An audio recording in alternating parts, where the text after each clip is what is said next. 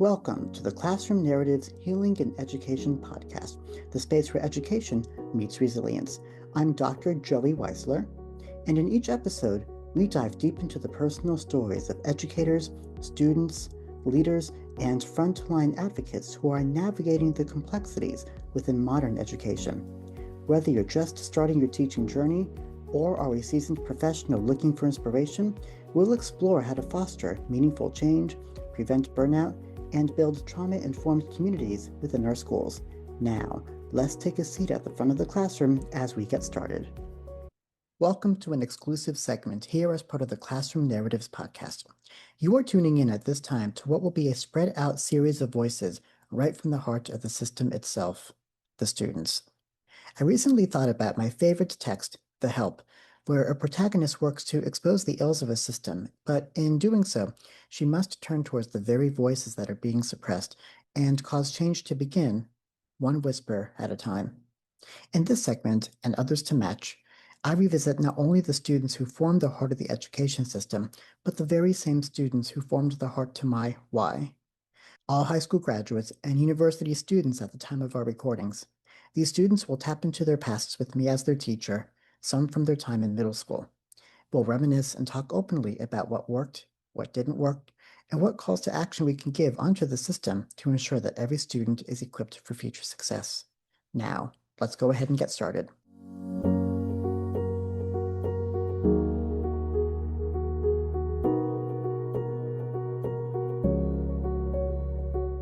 Hey, welcome back to another Weisler Alumni-based conversation. And today I'm so excited to be welcoming Tom Coberley, who is positively unmatched from any other alumni interview that I've had on the show so far. Tom was a student of mine in summer 2024 for English Composition 2. Tom is a staff sergeant in the Army Reserves and has been a communications sergeant for 6.5 years. When I taught Tom, he was a student returning to school in his mid-20s as a husband and father-to-be at the time. And at the time of our conversation in spring 2025, Tom was considered a junior by credit.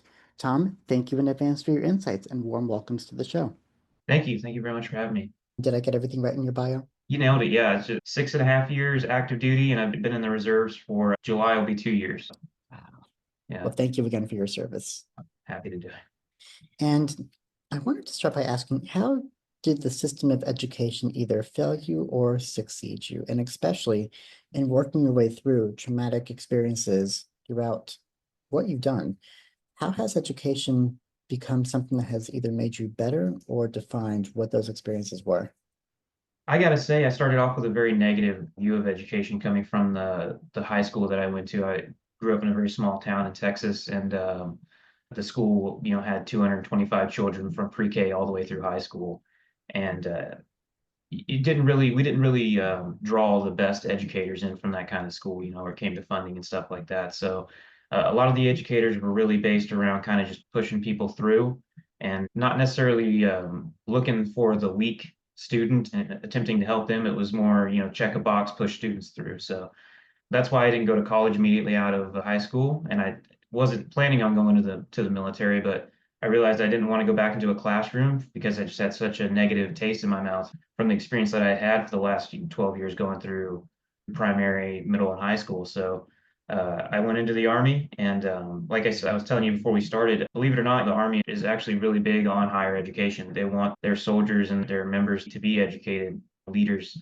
So I was able to kind of use college as especially because I took some English composition courses in the first institution that I was a part of. And I actually did get to use that as kind of like a journal to get out stress and stuff like that. Day-to-day activities in the Army, jumping out of airplanes, that kind of stuff. So it was a kind of a catalyst to get that stuff out and get it onto paper, kind of like we did in your course. And in our course together, our focus was to, using the premise of Wicked, the musical, to try and find a social issue or circumstance where we feel like our voice can help us defy gravity to make changes for good and to follow that issue and write about that issue all semester long. And for us, we had a very short summer session of 6 weeks. So that was a lot to ask for over the course of 6 weeks. It worked out though. It was really nice. I enjoyed it. I enjoyed it a lot. It was so much fun. Thank you for being a part of that. Of course. And what would you say was either some kind of takeaway or a life lesson that you may have gained from a classroom situation? And how do you still apply that to what you do today? Not to flatter you or anything, but I do look back on that course and I like that it was writing through trauma or trying to understand trauma through literature in the course and stuff like that. And I think that something that I really took away from that is that everybody kind of experiences it differently. It's not necessarily a blanket statement, even though in the paper that I wrote, I kind of, included the definition from I think it was the National Institute of Psychiatry or something about what the actual definition of trauma is. But I think listening through some of the stories in the eyes of the other students that were in the class kind of helped me realize that there are different kinds of trauma per se, and that it is still very much a trivialized term, unfortunately, throughout, popular culture and social media and stuff like that. So I think that's something that kind of stuck with me while I was writing that paper. And trauma's a diverse and varied word, but it still needs to be respected and used appropriately. Definitely. And situations that we feel like they can still be traumatic. And if it means something to us, the trauma is there, but it is trivialized to the point that we still lose touch with what that definition actually looks like. What would you say was also overall as a student, your best and your worst moment in the classroom? And why do those moments still stick with you? And if it was your best moment, how did the system succeed in that moment? And if it was your worst moment, how could the system have responded differently because of it? Well, I typically like to focus on the good parts. Again, going back to the course that we were in together, I really enjoyed being able to kind of more or less mentor some of the students that were in the class with us. I was, I think, the oldest person in there by almost a decade. So getting to share my experiences from outside of high school or college out in the real world and impart maybe a little bit of wisdom or different viewpoint onto them is something that I really enjoy doing. I like doing it in my military capacity. I love mentoring and teaching, and I love doing it with anybody really who I feel wants me to. I'm not going to force it on somebody, but I feel as though I got a great opportunity to kind of help steer some of the students that wanted to be in the class through some of the topics and stuff that we talked about. For sure. And what enabled that was having open communication or a classroom that set up the platform for students to be invited to speak, not forced nor pressured, but be invited and to Yeah, share absolutely. at their own. And the way that you had the classroom set up in essentially just a giant U shape around the instructor, I think Yeah, is extremely beneficial versus, the standard lecture hall. And when I do any kind of demonstrations or teaching, communications platforms or something like that to, lower enlisted soldiers or something like that, I like to have them gather around you kind of like a horseshoe because it's so much less rigid and it really allows you to engage and they feel more able to engage because they're not in a rigid line across the classroom.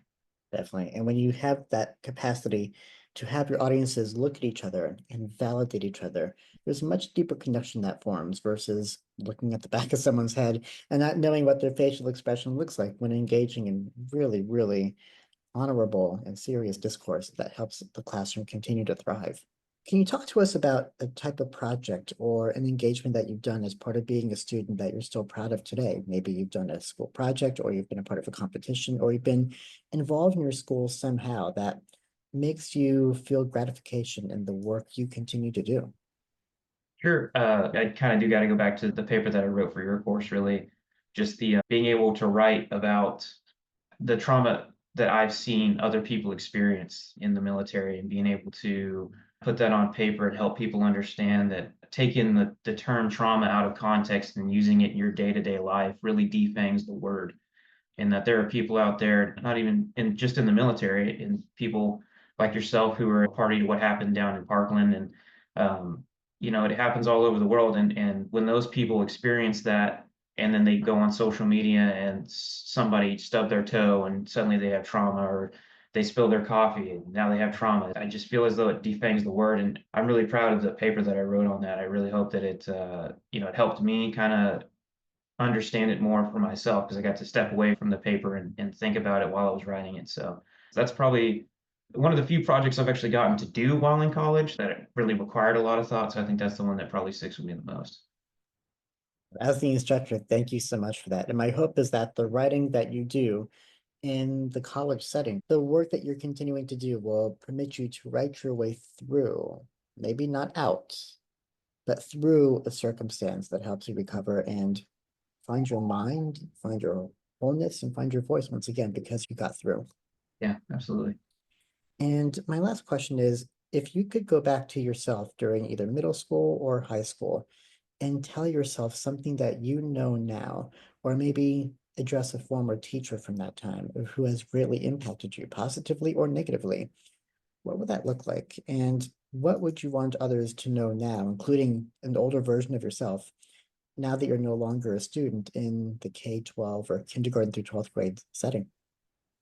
Yeah, like I said, the school that I went to high school in was just I think there were people in there that wanted to help and they were kind of caught up in the system, kind of just being told to push people through. I'm not a very great math student, if you want to put it that way. And we had a math teacher. This individual didn't particularly care if you got the material or not. And I think that if I could go back and speak to that person, I would say that you're failing your students. It's not about the ones that have the A's, it's about the ones that have the C's and why they have the C's and the D's and the F's. And clearly they're not understanding material. And if they're not coming to you, you need to go to them.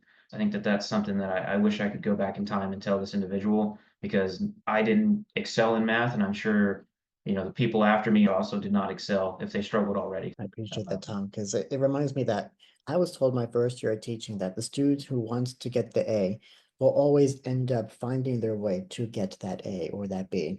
And it's the ones who are in the middle and on the lower end of the grade scale who need the extra support that sometimes they don't know how to get it. And as the educator, it's not looking at them and saying, oh, what's wrong with them? It's trying to find the supports to say, okay, here's where they stand. How can I help them improve? And is there a key takeaway from our conversation that you want thought leaders in education to know? I think that everyone throughout the education, educators and administrative staff need to realize that there's just more than one way to teach a class. And it doesn't have to be the most rigid clock in, clock out kind of classroom environment. I don't think that's conducive to learning for most people, and it's not enjoyable. So I kind of hope that's what the system will kind of change to be more geared towards a more fluid form of teaching where, yes, we're accomplishing the material and we're getting the point across and we're helping students succeed and excel, but it doesn't have to be such a rigid by the book form of teaching. Thank you for joining us on the Classroom Narratives Healing in Education podcast. If today's episode inspired you or made you think differently, I'd love to hear from you. Drop a comment or review wherever you listen to podcasts and stay connected with us on the @Classroom Narratives podcast over Instagram and Facebook.